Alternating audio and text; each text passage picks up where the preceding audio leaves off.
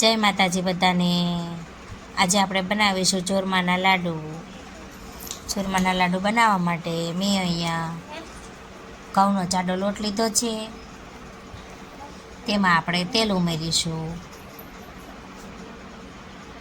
તેલનું મોણ ઉમેર્યા બાદ આપણે સરસ રીતે લોટ અને તેલ બંને વસ્તુને મિક્સ કરી લેવાનું છે।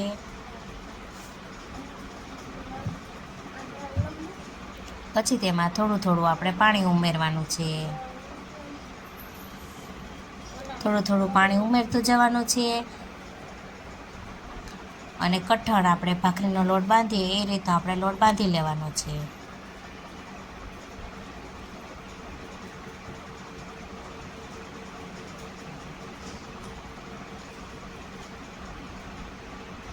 સરસ રીતે મિક્સ કરતું જવાનું અને લોટ બાંધી દેવાનો છે।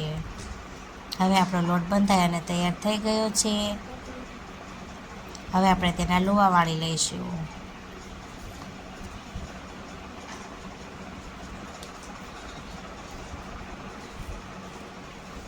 આપણે આ રીતના લુવા વાળવાના છે અને હવે મેં તેલ ગરમ થવા માટે સાઈડમાં રાખી દીધું છે।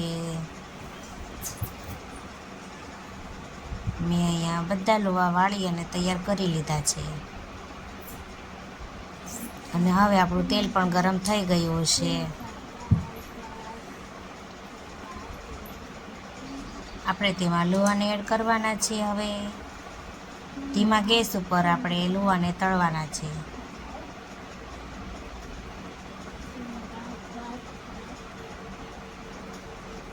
ધીમા ગેસ ઉપર થોડા ગોલ્ડન બ્રાઉન થાય પછી આપણે તેને પલટાવવાના છે।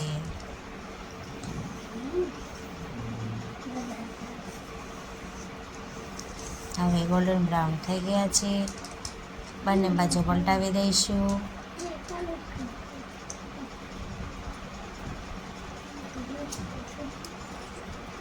અને તળાઈ ગયા છે લોવા આપણા। હવે ચારા વડે તેને આપણે સાઈડમાં લઈ લઈશું। પછી એ જ રીતે બધા લોવા તળી લઈશું। હવે અહીંયા બીજા લોવાને પણ આપણે તેલની બહાર લઈ લઈશું અને તેના નાના નાના ટુકડા કરી લેવાના છે। અને લોવા આપણા ઠંડા થાય છે ત્યાં સુધી આપણે કાજુ બદામ અને ખસખસ દ્રાક્ષ એ વસ્તુ તૈયાર કરી લઈએ। મેં અહીંયા દ્રાક્ષ લીધી છે, કાજુ બદામ અને ખસખસ લીધા છે। કાજુ બદામના આપણે ટુકડા કરી લઈશું। હવે એક મિક્સર જાર લેવાનું છે,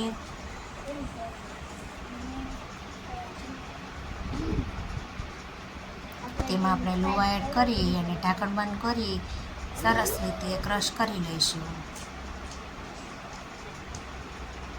તો તૈયાર થઈ ગયો છે આપણો લાડવા વળવા માટે ભૂકો। કાથરટમાં લઈ લીધો છે, તેમાં 2 રૂપિયાના સિક્કા, કાજુ બદામ દ્રાક્ષ બધી વસ્તુ એડ કરી દઈશું અને બીજી બાજુ ઘી ગરમ કરી તેમાં ગોળ એડ કરી દીધો છે। ઘી ગરમ થાય એટલે ગોળને સરસ રીતે મિક્સ કરતું જવાનું અને આપણે પાઈ તૈયાર કરવાની છે। પછી આપણે હલાવતા જઈશું ગોળને અને આવી રીતે આપણે ઘીમાં ફેણ થાય ત્યાં સુધી આપણે સરસ રીતે એક રસ ગોળ અને ઘી બંને મિક્સ ના થાય ત્યાં સુધી હલાવવાનું છે। હવે આપણે સરસ એવી ગોળની પાઈ તૈયાર થઈ ગઈ છે।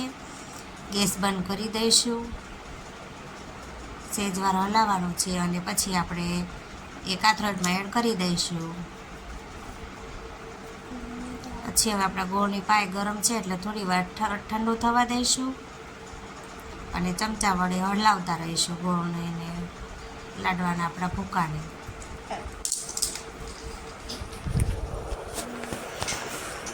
હવે સરસ રીતે મિક્સ થઈ ગયું છે। જો તમને જરૂર લાગે તો તમે ઘી ગરમ કરી અને એડ કરી શકો છો।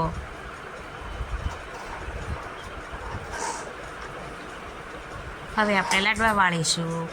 લાડવા વાળવા માટે મેં હાથમાં આવી રીતે લાડવાનો મસાલો તૈયાર કર્યો છે એ લઈ લીધો છે અને હવે આપણે આવી રીતે લાડવા વાળીશું। પછી ઉપર આપણે ખસખસ લગાવીશું। તૈયાર છે આપણો લાડવો। પછી એ જ રીતે બધા લાડવા વાળી લીધા છે મેં। તમે આ રીતે જરૂરથી તમારા ઘરે એકવાર લાડવા બનાવજો. જો તમને અમારો આ વિડીયો ગમ્યો હોય તો અમારી ચેનલને સબસ્ક્રાઈબ કરવાનું ભૂલતા નહીં. મેં આ લાડવા ગણેશ ચોથમાં બનાવ્યા છે. તો જય ગણપતિ બાપા.